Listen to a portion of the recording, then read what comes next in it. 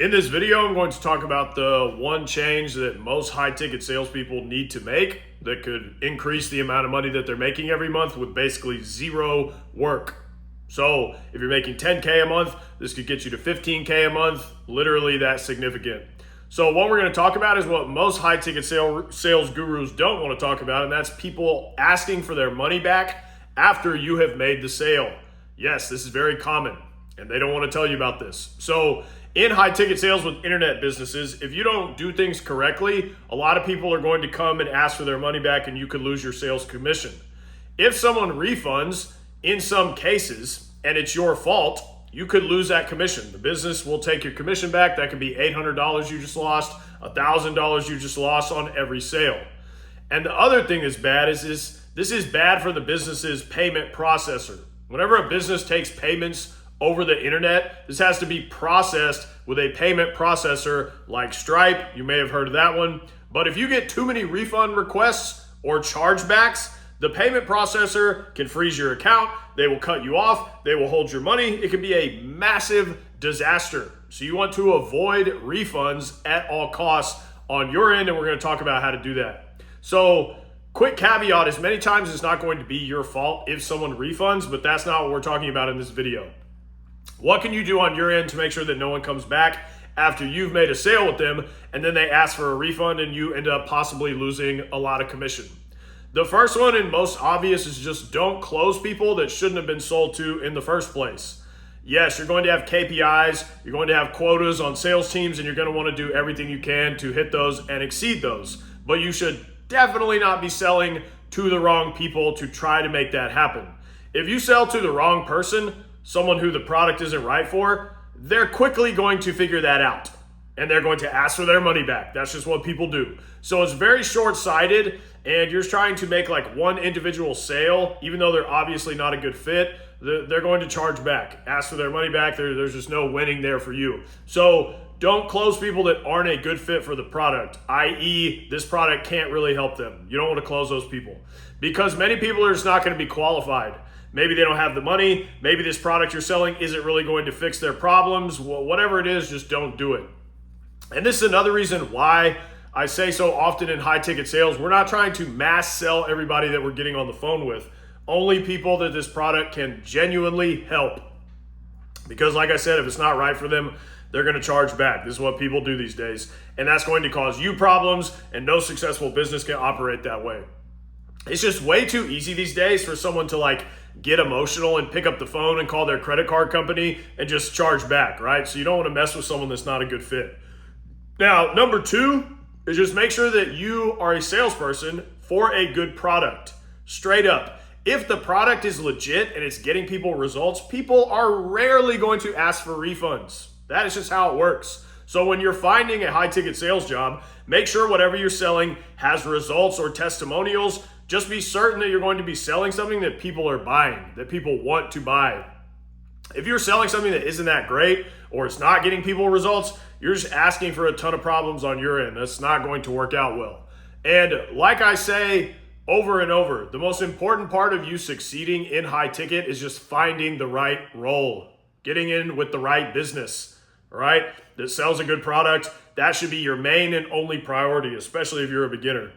And if a business has good testimonials, quick side note, you can share those with people who you're selling to and be like, hey, look, here's examples of other people just like you who we've helped and gotten this result for, and that's going to make them more confident in moving forward. So all these things play a part. And another example, even if someone gets on a call and they're like ready to buy, but they aren't a good fit for the product or service, don't sell them. So what's an example of this? For the fitness coaches program that I sold for a long time, I've had people that would get on the calls with me just because they liked the influencer. This is very common, especially in fitness in high ticket. And they're just like, oh, I love this guy. I watch his content every day. I love his story. I want to work with him and do his program. But I can tell they're not able to do the program because of lifestyle reasons, or they're not really serious about the program. They just want to talk to him, right? These are people that are not good fits. They're more just emotionally attached to him and the idea of working with him than the actual program and getting the results that he's trying to deliver. See what I'm saying? This is the things you have to discern. And after those people buy, and they get into the program and they realize this stuff, and that shock or whatever, that high wears off, they're going to refund. So it's like, I'm just never going to sell to those people. So just underline this sentence. Make sure they're a good fit for the product that you're selling. Now, number 3 is an extremely overlooked step I see by a lot of businesses and salespeople. After you close the sale, you need to onboard people immediately. Well, what does this mean? The second you close a sale, you should be sending them the next steps, the onboarding documents, the login to the course, scheduling their first call immediately, like whatever it is, it has to be done the second you process their payment. Because if someone gives you thousands of dollars and then you're like, okay, thanks, well, you'll hear from someone in a few days or next week, and now they're just sitting there like with nothing to do, right? This is when sometimes people start thinking, man, I just spent thousands of dollars, and they start rethinking their decision because you've left them in a state of uncertainty, basically, because they've been given nothing to do or to look at or a clear explanation on what the next steps are. That is the punchline, basically. So this is crucial, and it's the easiest way that I've seen to significantly lower refunds. And it's to just fix all these like steps, right? It's all about the customer service, basically. And to go a few steps further, just make sure the entire onboarding process and the product is easy to access and it's easy to understand by most people, because any type of friction or difficulty that a person feels with the onboarding process or the product, they're just going to start backing away. I had an old guy one time. I mean, he wasn't that old, but he couldn't like we closed the sale and he couldn't figure out how to log into the course. So he just immediately refunded because he couldn't log in when it was just a login, like stupid stuff like this, bro. You know what I'm saying? So like people will refund for the dumbest reasons. Now I'm not trying to like doom or scare you. I'm just giving you examples, extreme examples on things that have happened. Now, to kind of summarize this, most of this stuff that we're talking about is partly on the business, but I'm giving you all the information in the video on your end so that when you close the sale, just make sure that they have an immediate next step given to them. That's all you really need to do. You basically just want them getting some kind of fast W, right? Some kind of fast win after they just gave you a lot of money, some type of reward, even if it's just a login to a course. You just don't want them hanging in limbo, rethinking their decision. So it's important to remember, again, that you can only handle the things you can control as the sales rep. So the business is responsible for a lot of these things.